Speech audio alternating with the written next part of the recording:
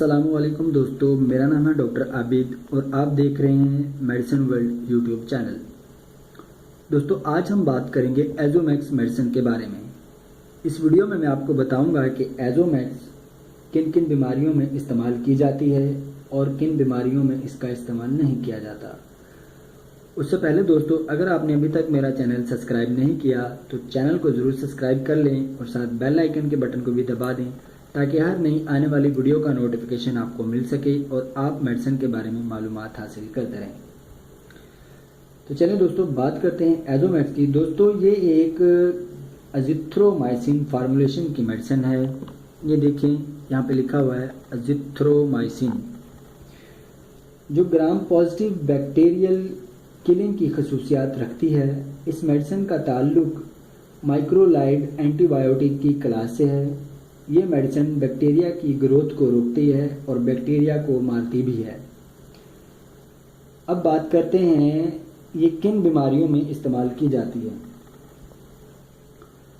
Azithromycin medicine को आप lower and upper respiratory tract infection में इस्तेमाल कर सकते हैं।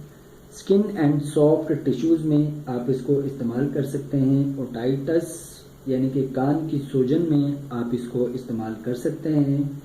इन्फ्लामेशन ऑफ यूट्राइन सर्वाइक्स यानी कि रहम के निचले हिस्से में अगर किसी को वर्म है, वहाँ पर स्वेलिंग है, तो आप अजिथ्रोमाइसिन का इस्तेमाल कर सकते हैं।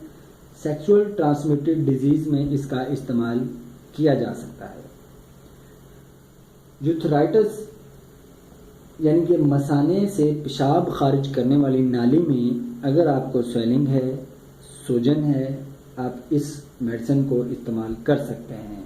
एक बात ध्यान में रखिएगा कि अगर आप अजिथ्रोमाइसिन यानी कि एजोमैक्स का इस्तेमाल नज़ला और ज़ुकाम में करना चाहते हैं तो इसका इस्तेमाल इन बीमारियों के लिए आप मत करें।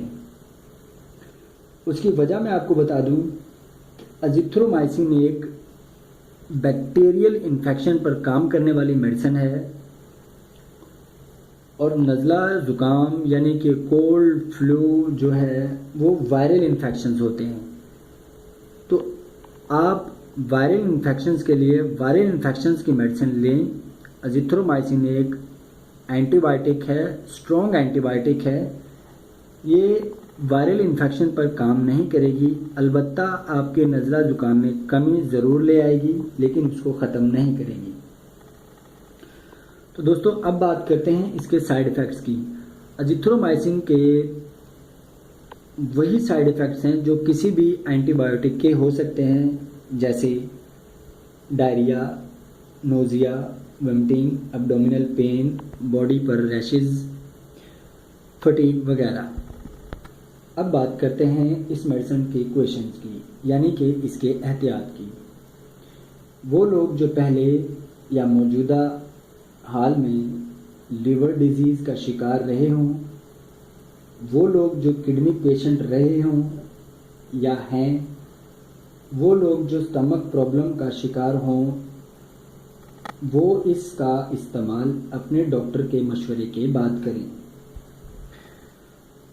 दोस्तों, इस वीडियो में मैंने आपको बताया कि अजिथ्रोमाइसिन किन बीमारियों में इस्तेमाल की जाती है, किन चीज़ों पर इसका असर नहीं होता, इसके साइड इफ़ेक्ट्स क्या हैं, इसकी एहतियाती तदाबीर क्या हैं। आई होप आपको वीडियो में काफ़ी जानकारी मिली होगी। तो इस वीडियो को लाइक करें, शेयर करें और चैनल को ज़रूर सब्सक्राइब करें। शुक्रिया।